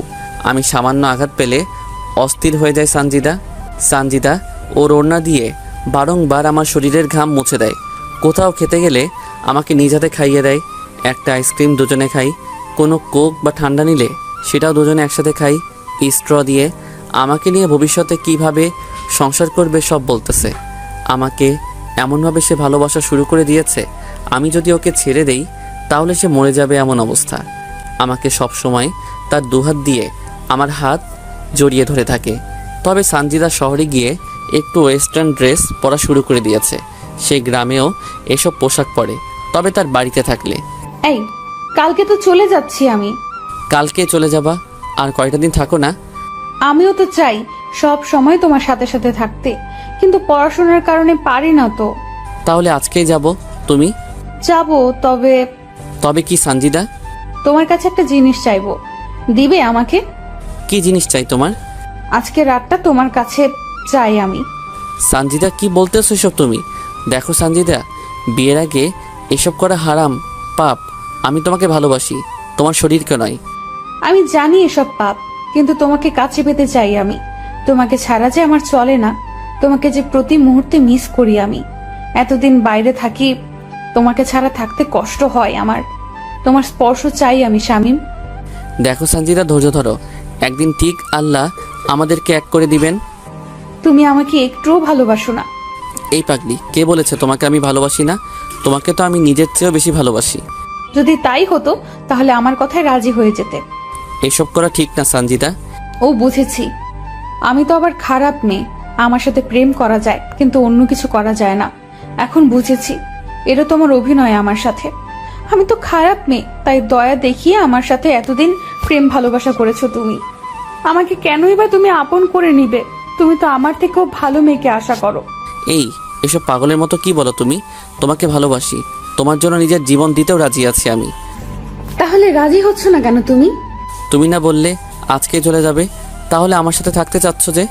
সবাই জানবে আমি রংপুরে গেছি, কিন্তু রাতটা তোমার সাথে কাটাবো আর দুজনে রঙিন দুনিয়াতে হারিয়ে যাব। সকালবেলা তুমি আমাকে রংপুরে রেখে আসবে। আমি এসব পারবো না। আর আমি এখনো বড় আবার বাড়িতে থাকি, কেউ দেখলে বা জানলে সমস্যা হবে। বাহ, তাহলে তো ভালোই হলো। মানে? তোমার নতুন বাড়িতে আমাদের দুজনের বাসর হবে, আর আমি নতুন বউ হয়ে তোমার বাড়িতে যাব, বুঝলে?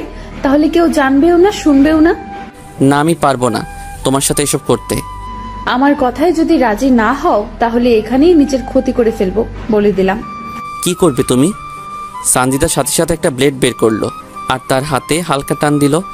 ব্লেড হাতে টান দেওয়ার সাথেই সানজিদার হাত থেকে রক্ত ঝরতে থাকলো। এই কি করতেছো তুমি এসব? ব্লেডটা এখনই ফেলে দাও বলতেছি। আমার কথায় রাজি না হলে আরো কি যে করব নিজেও জানি না। এবার সানজিদার এমন কথা শুনে অনেকটা ভয় পেয়ে গেলাম। ওর হাতটাও আমাকে ধরতে দিতেছে না, আর ওর হাত থেকে রক্ত ফোটায় ফোটায় পড়তেছে। এমন দৃশ্য দেখে অনিচ্ছা সত্ত্বেও রাজি হয়ে গেলাম। আমি রাজি আছি তোমার প্রস্তাবে। প্লিজ এবার হাতটা কোনো কিছু দিয়ে বাঁধো। বলতে হবে না, সাথে স্যাবলন আর তুলো নিয়ে এসেছি। আমি সানজিদার এরকম কাহিনী দেখে নিজেই অবাক। এই মেয়েকে সামান্য ভালোবাসা মানুষের সাথে রাত কাটাবে বলে কত কাহিনী না করলো সে। বুঝি না হঠাৎ আমার প্রতি তার এত ভালোবাসা কোথা হতে আসলো। যাই হোক, সেখান থেকে দুজনের বাড়িতে চলে গেলাম। সন্ধ্যার দিকে সানজিদা ব্যাগ নিয়ে একাই চলে আসলো। আমি আমার অটোতে তুলে আমার নতুন বাড়িতে নিয়ে এলাম। রাত সম্ভবত 11টা হবে। তখন সানজিদা আমাকে একটা উত্তেজনার ওষুধ খাওয়ালো, যাতে দীর্ঘ সময় ধরে দুজনে এনজয় করতে পারি। আমিও বাধ্য ছেলের মতো ওষুধটা খেয়ে নিলাম। পরের দিন সকালে চোখ মেলে দেখি অনেক সকাল হয়ে গেছে, আর সানজিদা বিব্রস্ত অবস্থায় আমার বুকের উপর শুয়ে আছে। আমি হাত বাড়িয়ে টেবিল থেকে মোবাইলটা নিয়ে দেখি সকাল 10টা বাজে। তাই আমি সঞ্জিতাকে দ্রুত ডেকে তুললাম। আর একটু ঘুমাই না। এই 10টা বাজে, অনেক সকাল হয়ে গেছে, তোমাকে রংপুর যেতে হবে না? সঞ্জিতা ধরপর করে উঠে দেখে তার শরীরে কোনো পোশাক নেই, তাই সে বিছানার চাদরটা ওর গায়ে জড়িয়ে নিল। আমি অবাক দৃষ্টিতে সঞ্জিতার দিকে তাকিয়ে থাকলাম। সারা রাত কত অত্যাচার করলে, আর এখন এইভাবে আমার দিকে কি দেখো? না মানে আমার না কালকে রাতে কিছুই মনে পড়তেছে না। মনে পড়বে কি করে? যা যা করেছো না আমার সাথে, উফ বাবা, আর একটু হলে মরে যেতাম। এসব কি বলো তুমি? আর সত্যি বলতেছি, আমার কোনো কিছু মনে পড়তেছে না। কালকের ওষুধের গুণ ওটা, বুঝলে? যাও তুমি ফ্রেশ হও, আমি ড্রেস পরবো। তুমি গোসল করবে না? এমনিতে সময় অনেক চলে গেছে, গোসল করার সময় নাই। হোস্টেলে গিয়ে গোসল করব। তাই বলে এই শরীরে যাবে তুমি? অত কথা বলার সময় নাই, যাও মুখ ধুয়ে আসো, রংপুর খাওয়া দাওয়া করবো, যাও তো। তাই বলে উফ, তুমিও না বেশি বেশি, যাও তো। আমিও ঘর থেকে বের হয়ে টিউবওয়েলে গিয়ে হাত মুখ ধুয়ে ঘরে এলাম। এসে দেখি সঞ্জিতা জিন্স টপস আর মাথায় ওড়না পেঁচিয়ে নিয়েছে। আমি অটো বের করে সঞ্জিতাকে অটোতে তুলে নিলাম। অটোতে করে সঞ্জিতাকে রংপুরে ওর হোস্টেলে দিয়ে আবার অটো নিয়ে চলে আসলাম। রংপুরেও আর কোনো খাওয়া হলো না, শুধু দৌড়ের উপরে রেখেছে আমাকে, কোথাও অটো দাঁড় করাতেও দেয়নি সঞ্জিতা। বাড়িতে আসার পর বড় আম্মার কাছ থেকে খাবার নিয়ে খেলাম। তারপর অটো নিয়ে বেরিয়ে পড়লাম নিত্যদিনের মতো। ভালোবাসা এমন একটা জিনিস, সেখানে বিশ্বাস আর ভরসা রাখা চাই, যা আমি সঞ্জিতাকে করি। সঞ্জিতা যাবার 20 দিন পর আমাকে ফোন দিল। তোমার জন্য একটা খুশির সংবাদ আছে। কি খুশি সংবাদ আছে? আমার লজ্জা করতেছে বলতে। আরে খুশি সংবাদ দিতে আবার লজ্জার কি আছে? এটা যদি তুমি বুঝতে তাহলে কখনো বলতে না। যদি লজ্জা করে তো বলার দরকার নাই। এই তুমি রাগ করো কেন? বলতেছি তো। তো বলো। তুমি বাবা আর আমি মা হতে চলেছি। কি? সত্যি বলতেছি, তুমি বাবা হচ্ছ। আমি? কেমন করে? সেদিন রাতের কথা ভুলে গেলে? তোমার আর আমার যা হয়েছিল তার ফল এটা। এটা কি করে সম্ভব? সব সম্ভব, বুঝলে? আর একটা প্রাপ্তবয়স্ক ছেলে মেয়ে যা করলে খুব দ্রুত হয়, তাই হয়েছে। তো তুমি আসো, আমরা বিয়ে করে নেই। আমি কালকে বাড়িতে যাইতেছি, তখন সব বিস্তারিত কথা হবে। ঠিক আছে তাহলে, ফোন রেখে দিলাম। কিন্তু আমি বুঝতেছি না এটা কেমন করে হয়। আমার তো মনেই হচ্ছে না সঞ্জিতার সাথে আমার খারাপ কোনো সম্পর্ক হয়েছে। যদি সঞ্জিতা অন্য কারোর সাথে এমন করে প্রেগনেন্ট হয়, তার দায়ভার আমার উপর চাপিয়ে দেয়। ছি ছি, এসব আমি কি ভাবতেছি? সঞ্জিতা এমন কোনো কাজ করবে না, কারণ সঞ্জিতা আমাকে ভালোবাসে, অন্য কাউকে না। আর সঞ্জিতা আমাকে মিথ্যা কথা কেনই বা বলবে? আমি জানি সঞ্জিতা আমাকে অনেক ভালোবাসে। পরের দিন আর অটো নিয়ে বাইরে গেলাম না, সারাদিন বাড়িতে ছিলাম। কিন্তু দিন গড়িয়ে সন্ধ্যা হলো, তবুও সঞ্জিতা আসলো না। রাতে সঞ্জিতা আমাকে ফোন করে আমার নতুন বাড়িতে যেতে বলল। আমি সেখানে গিয়ে দেখি সঞ্জিতা আগে থেকে এখানে এসেছে। তুমি কখন আসলে? এই তো মাত্র আসলাম আমি। চলো আজকেই তোমাকে বিয়ে করব, আর আমাদের পবিত্র সম্পর্কের সন্তানকে সমাজের চোখে স্বীকৃতি দেই। না, তা আমি চাচ্ছি না। মানে? আমি এই সন্তান পৃথিবীতে আনতে পারবো না। কেন? দেখো শামীম, আমার নিজের ক্যারিয়ার এখনো ঠিক হয়নি, এর মাঝে আমি এসব ঝামেলায় পড়তে চাই না। আরে বোকা, সমস্যা কি?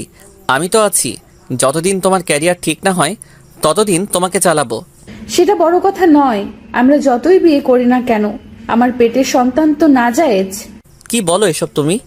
ঠিক কথাই তো বলেছি, কারণ আমরা বিয়ের আগেই শারীরিক সম্পর্কে নিজেদেরকে জড়িয়েছি। এখন যতই বিয়ে করি না কেন, আমাদের পেটের সন্তান কিন্তু নাজায়েজ, বৈধ হবে না।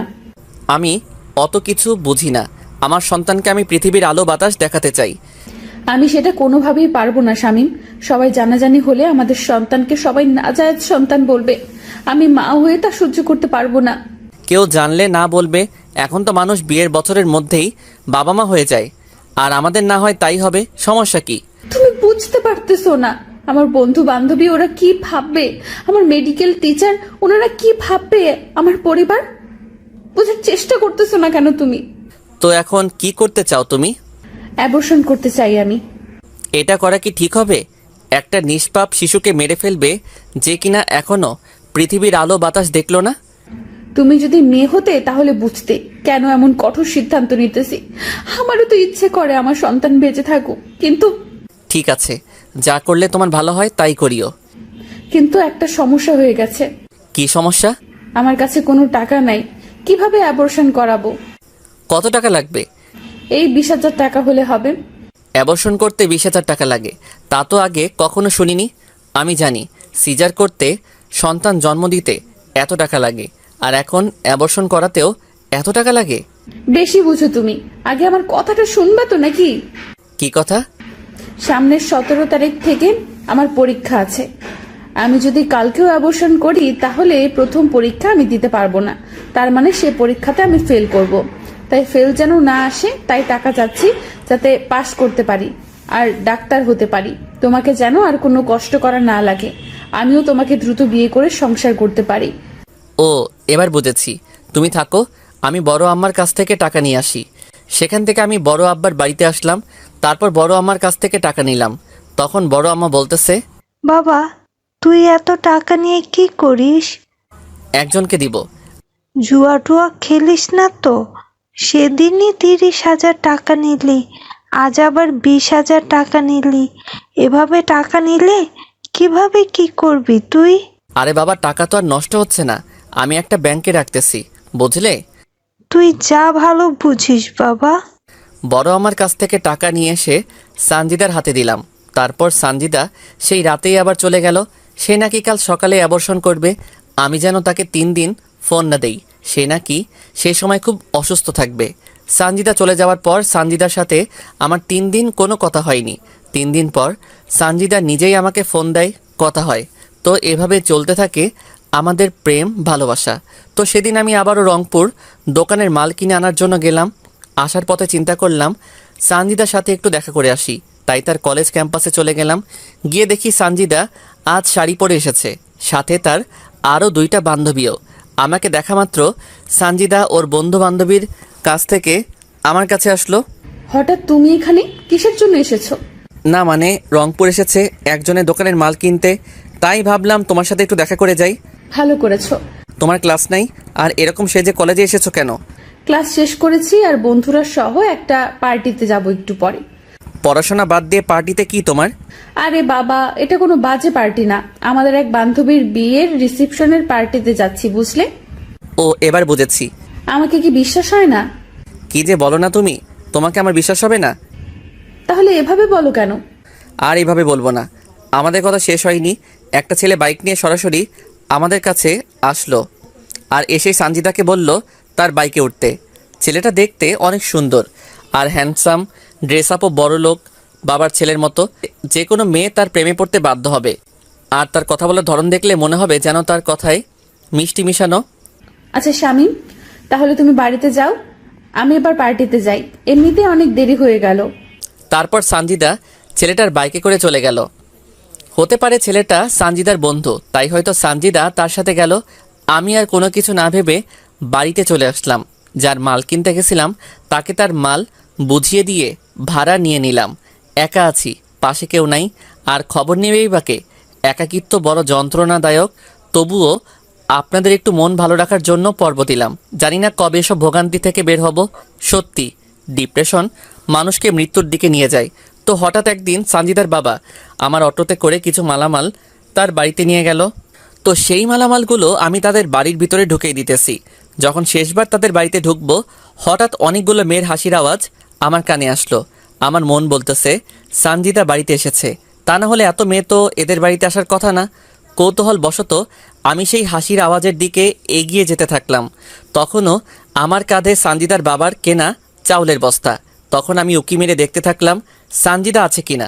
আমি উকি দিয়ে দেখি সানজিদা একটা ছেলেকে জড়িয়ে ধরে আছে, আর ছেলেটা কেউ নয়, সেদিনের বাইকের ছেলেটা, এবং তার বান্ধবীরা নানা রকম কথা বলতেছে। তোর সাথে রাপি ভাইয়াকে সেই মানিয়েছে। দেখতে হবে না পছন্দটা কার? তো ভাইয়ার সাথে কি বিয়ে দেবে তোর বাবা? আরে দিবে না কেন, তাছাড়া আপু আছে না। আপু কি করবে আবার? এ তো আপুর দেবর, বুঝলি? শালিকারা, তোমরা কোনো চিন্তা করো না, আমরা তার সব কিছু প্ল্যান সাজিয়ে রেখেছি। কি প্ল্যান ভাইয়া? আরে, আমরা কোর্ট ম্যারেজ করে রাখবো, পরে না মেনে নিলে আমরা পালিয়ে যাব। আর সানজিদা তো ডাক্তারি পড়ছেই, আমাদের কোনো সমস্যা হবে না। এর মাঝে সানজিদার রাব্বিকে ডাক দিলে রাব্বি সেখান থেকে চলে যায়। তখন সানজিদার সেই বান্ধবী, মানে যার কথাতে সানজিদাকে মেনে নিয়েছিলাম, সে বলতেছে, সানজিদার শামীম ভাইয়াকে কি এভাবে ঠকানো ঠিক হচ্ছে তোর? দেখ সৌরভী, ঠিক না ভুল তা জানি না, তবে আমার রাব্বিকে চাই। তাছাড়া আদ্রিয়ান আমাকে ধোকা দেওয়ার পর এই রাব্বি আমাকে সঙ্গ দিয়েছে। আর শামীম ভাই? ওটা ছিল মাত্র একটা সাপোর্ট। কারণটা হলো আদ্রিয়ানের সাথে আমার ফোনে ঘন্টার পর ঘন্টা কথা বলার অভ্যাস ছিল, তাই সেই ঘাটতিটা শামীমকে দিয়ে পূরণ করেছি। তাহলে শামীমের কাছ থেকে যে টাকাগুলো নিতি? বাবা যে টাকাগুলো দিত বন্ধু বান্ধবীদের সাথে ঘুরে ফিরে করে পার্টি করা ইত্যাদি করতেই শেষ হয়ে যায়, তাই তো ওই বলদটাকে ব্যবহার করেছি। তবে বলদটার টাকা দিয়ে আমার অনেক উপকার হয়েছে। মানে? দেখ, তোরা তো আমার বান্ধবী, আর তোরা তো আমার সব কথাই জানিস, তাই এসবও জেনে রাখ। শামীমের টাকা দিয়ে আমি পড়াশোনা যা লাগে তা ব্যবহার করছি, আর রাব্বির সাথে রুম ডেট করতে ব্যয় করছি। তবে রাব্বিও আমাকে টাকা দেয়, কিন্তু তেমন দিতে পারে না, কারণ সেও পড়াশোনা করে। তখন তার একটা বান্ধবী বলতেছে, কিভাবে প্রেগনেন্ট হলি, কিভাবে শামীমের কাছ থেকে টাকা নিলি, অ্যাপ্রেশন করালি, তা খুলে বল। কি, তুই আবারও প্রেগনেন্ট হয়েছিলি?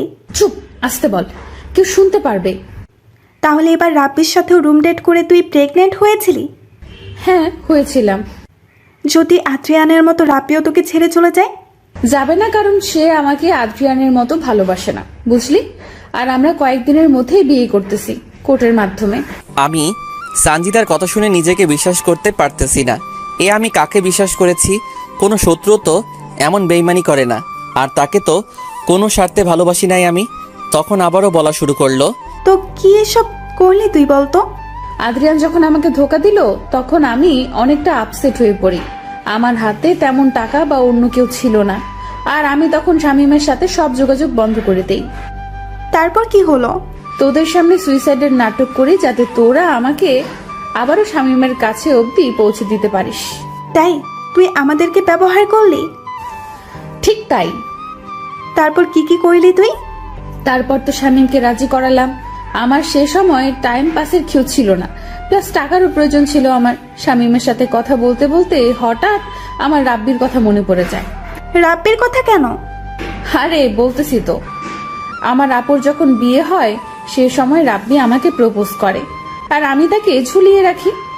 আদ্রিয়ান আমাকে ছেড়ে দেওয়ার পর আমি রাব্বির সাথে যোগাযোগ করি, আর রাব্বিও রাজি হয়ে যায়, কিন্তু আমার তেমন একটা কথা বলতো না, তাই আমি রাব্বির সাথে প্রেম আর শামীমের সাথে অভিনয় করি। আর তুই প্রেগনেন্ট হলি কি করে?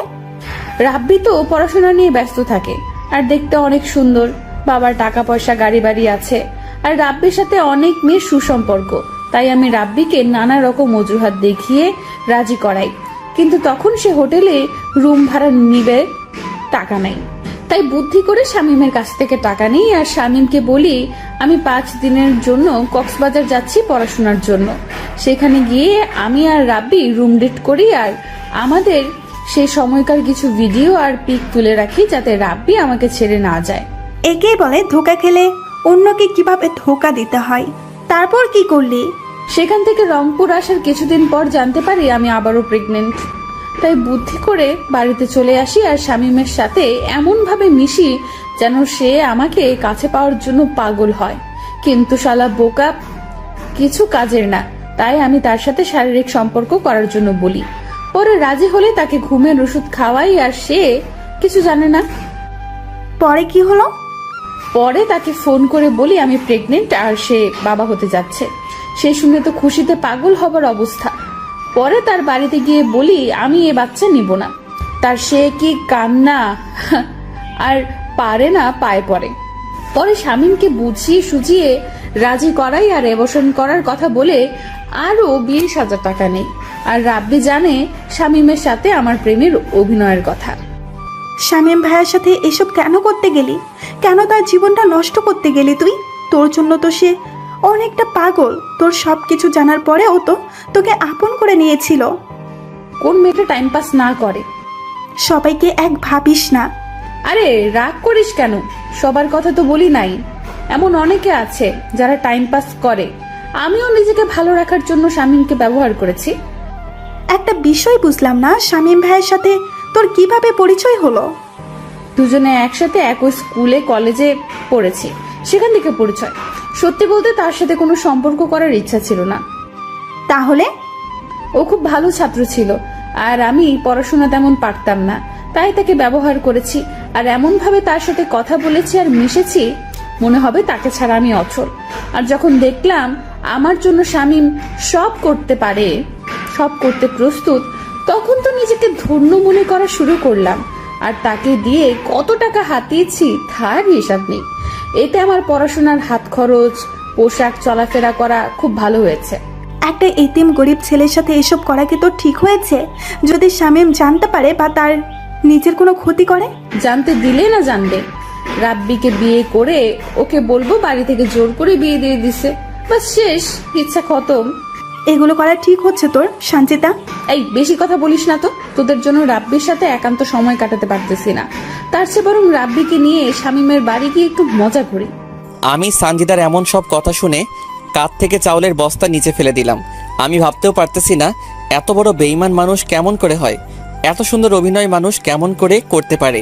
হঠাৎ সানজিদার বাবা আমাকে বলে তার আরও কিছু নিয়ে আসা লাগবে।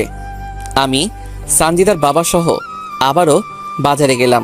বাজারে যাওয়ার পর সানজিদা আমাকে ফোন দিল। কেমন আছো তুমি? এই তো বাইরে আছি।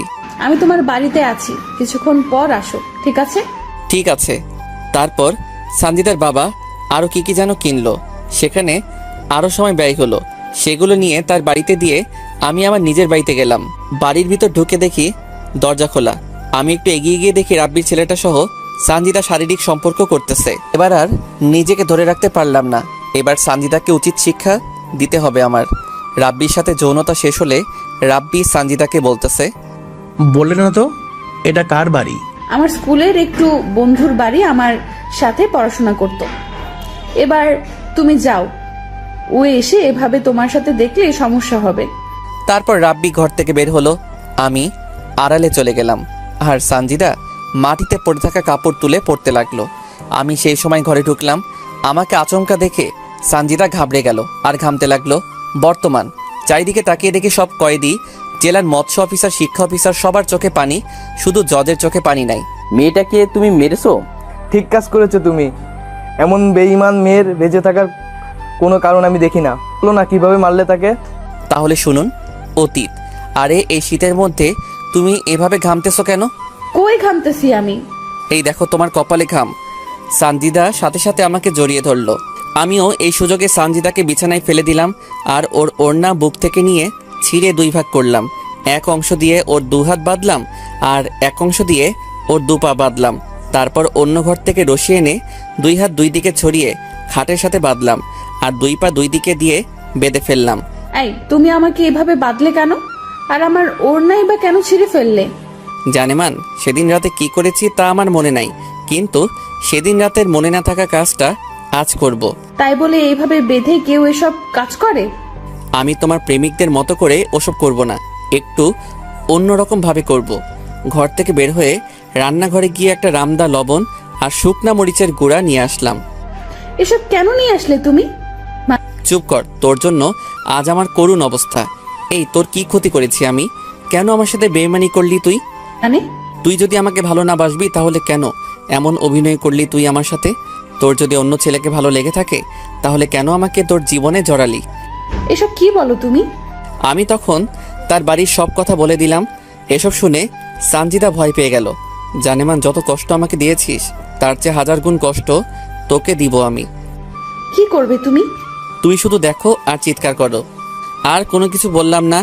আমি বিছানায় উঠে ওর গায়ের সব কাপড় খুলে ফেললাম। তারপর রামদা দিয়ে ওর স্তন কেটে ফেললাম। সাথে সাথে সানজিদা বিলাপ করে কাঁদতে থাকলো। আমি এবার লবণ আর মরিচের গুঁড়া সেখানে দিয়ে দিলাম। তারপর তার হাত কাটলাম, মানে শরীর থেকে আলাদা করে দিলাম। তারপর তার যৌনাঙ্গে রাম দিয়ে 3-4টা কোপ দিলাম। গলা কাটা মুরগির মতো ছটফট করতে থাকলো। সেখানেও লবণ আর মরিচের গুঁড়া দিয়ে দিলাম। আমার খুব কষ্ট হচ্ছে, তার চেয়ে আমাকে একেবারে মেরে ফেলো, আমি আর সহ্য করতে পারতেছি না। ঠিক এই রকম ঝড় আমার বুকে হচ্ছে। তোর জন্য কি করি নাই? তোর জন্য নিজের ক্যারিয়ার সংসার নষ্ট করেছি, তোর জন্য নিজেকে শেষ করে ফেলেছি। এইটুকু স্বার্থ নিয়ে তো তোকে ভালোবাসি নাই, এমনকি তোর শরীরটাকেও না।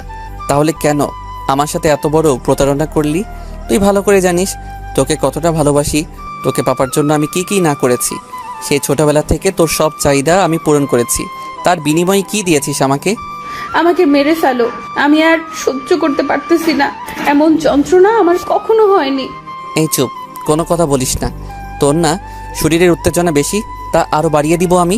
কিন্তু না, সানজিদা চিৎকার করতেছে, এত জোরে চিৎকার করতেছে যে আশেপাশের মানুষ শুনতে পাওয়ার অবস্থা। তাই আমি রামদা দিয়ে ওর জিভটা কেটে সেখানেও লবণ আর শুকনা মরিচের গুঁড়া দিলাম। মনে আছে তুই বলেছিলি না আমার বুকে মাথা রেখে তুই ঘুমাবি? আয় তোকে আজ ঘুম পাড়িয়ে দেই। তার আগে বলতো আদ্রিয়ান আর রাব্বি তোকে কোথায় কোথায় স্পর্শ করেছে? ও তুই তো বলতে পারবি না।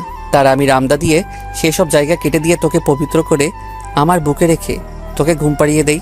তারপর রামদা দিয়ে তার কপাল থেকে পা পর্যন্ত এমনভাবে কেটেছি যা বাংলাদেশের ইতিহাসে এমন করে কাউকে মেরেছে কিনা জানি না। আমি এবার সানজিদার দু পা কেটে ফেললাম। তখন অবধি সানজিদার দেহে প্রাণ ছিল। শেষে সানজিদার পেটে কয়েকটা কোপ দেই আর সাথে সাথে সানজিদাকে আমার বুকে জড়িয়ে ধরি আর সেখানে সে শেষ নিঃশ্বাস ত্যাগ করে। সানজিদাকে এত যন্ত্রণা দিয়ে মেরেছি যা ভাষায় বলে বোঝাতে পারবো না। তাকে তো আমি ভালোবাসতাম, আমাকে বললে তো তার জীবন থেকে সরে যেতাম। কেন সে বারবার আমার সাথে ছলনা করলো? কেন বেঈমানি করলো সে? আমি তো কোনো স্বার্থ নিয়ে তাকে ভালোবাসি নাই। অনেকক্ষণ সানজিদার দিকে চেয়েছিলাম, তারপর নিজেই 999 কল দিয়ে বলি আর কিশোরগঞ্জ থানা থেকে পুলিশ এসে এসব দেখে ভয় পায়। তারপর আমাকে নিয়ে থানায় যায়। বর্তমান সবাই এবার ভয়ের চোখে আমার দিকে তাকিয়ে আছে আর সবাই অনেক দূরে দূরে চলে গেছে। কিছুক্ষণ আগেও আমার জন্য যাদের চোখে পানি ছিল এখন আমাকে দেখে তারা ভয়ে কাতর। তুমি কি মানুষ? এভাবে কেউ কাউকে এত কষ্ট দিয়ে মারে? জজ সাহেব, শামীম সত্যি কি অপরাধী? মানুষ মেরে ফেলার মতো পাপ আর হয় না। সে দুনিয়াতে যেমন সবার চোখে নিকৃষ্ট হয়, পরকালে তাকে জাহান্নামে থাকতে হবে। আমি নিজেও বলতে পারবো না সত্যি কি অপরাধী শামীম। তারপর আর কি, যা রায় ছিল তাই হয়েছে। সত্যি কি অপরাধী আমি? সবাই 5 ওয়াক্ত নামাজ কায়েম করি এবং সাবধানতা অবলম্বন করি। বোনেরা পর্দা করে চলার চেষ্টা করবেন।